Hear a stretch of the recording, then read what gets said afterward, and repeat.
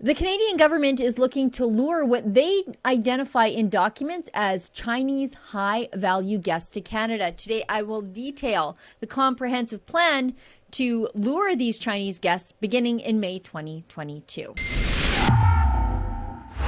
The Canadian government, through a crown corporation called Destination Canada, is building a comprehensive marketing strategy to lure Chinese high-value guests. That's what they call them. HVGs, as in rich, politically connected, powerful Chinese business people with political influence.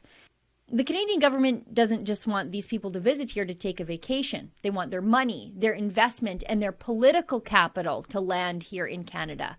Let me show you. It's here in this request for proposal for something pretty innocuous, actually, until you read through it. The request for proposal closes on January 28th, so just a couple of days from now, and it's under the umbrella of the Canada Tourism Commission. Sounds, like I said, innocuous. The request for proposal is to solicit interested contractors to provide trade show, booth construction, and event management for Destination Canada's China market. All right, so advertising Canada to regular Chinese people who may want to come here. I'm all for that. This is a beautiful country, and I know it's important to promote Canada as a tourist destination in other parts of the world. It's an important industry. Fine, whatever. But it's when the government starts using phrases like high-value guests where we should get concerned, because high-value guest, that's not talking about your regular, normal Chinese person who's worked hard and saved their money to come visit beautiful Canada. High-value guests are rich, and in China, with riches comes political connection and influence. Those are the people being lured here to Canada to do business here, to invest in us. And the reason I know they want business people to invest in Canada, and they're not just talking about normal people who want to see the beauty of the mountains and taste the freshness of our water, there's a lot of economic information in this statement of work. And like with naturally everything the Liberals do, there's a touch of diversity is our strength nonsense in these documents. First, take a look at this. At Destination Canada, we believe that tourism enhances the quality of life of Canadians and enriches the lives of visitors. We believe that Canada's diversity, its greatest asset, well, I would suggest oil and gas is our greatest asset, but whatever, I'm not writing this thing anyway, is what touches travelers' hearts the most deeply. Yeah, I'm pretty sure Chinese high-value guests come for our endless pride parades. Whatever. Anyway, smart move, government. Let's keep going through these documents. Our mission is to influence, supply, and build demand for the benefit of locals, communities, and visitors through leading research, alignment with public and private sectors, and marketing Canada nationally and abroad.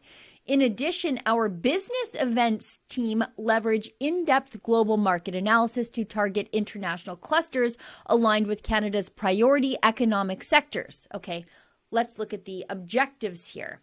Destination Canada's China office is responsible for promoting Canada as a premium, legendary destination for Chinese high-value guests to increase awareness of Canada's legendary travel icons amongst high-value trade and consumer audiences, as well as generate high-value guest demand for premium Canadian destinations.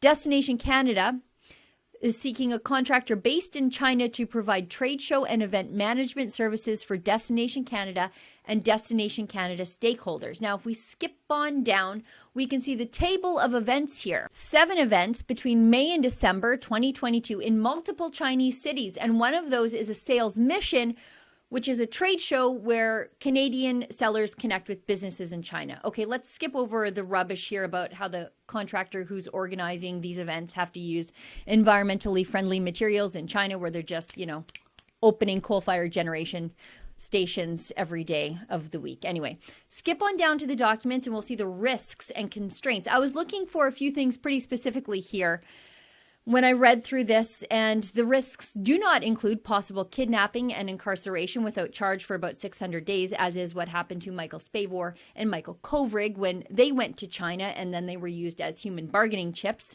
after Canadian officials arrested a Huawei executive in Vancouver on an American warrant. And there's absolutely no warning that there might be a risk of spying by the Chinese government if you intend to do business there or visit there at all, because Canadian athletes are currently being warned about bringing burner phones and a computer you wouldn't mind smashing with a hammer once you get home after they go to the Olympics because of sinister Chinese surveillance techniques. Even when journalists, when we go over to China, we know that we have to be careful because they can get into our computers, they can get into our iPhones. We try to use special communications equipment so our stories are sent back not through the Chinese web system.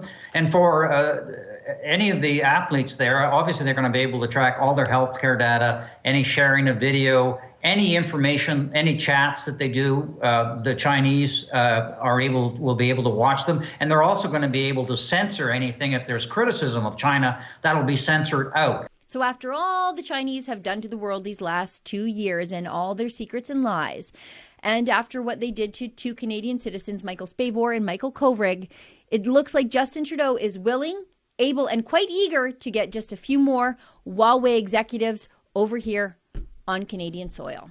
For Rebel News, I'm Sheila Gunn Reid.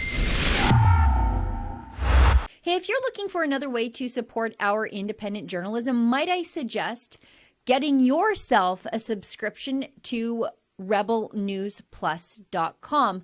That's our premium paywalled content. You've got weekly shows from myself, my friend Andrew Chapados, and my other friend David Menzies. You'll also get access to Ezra's fully produced Ezra Levant show. And we've got some new interesting content from my friends Nat and Kat. Their new show, Misunderstood, is premiering very soon. So there is something there for everybody. Again, that website to subscribe is rebelnewsplus.com.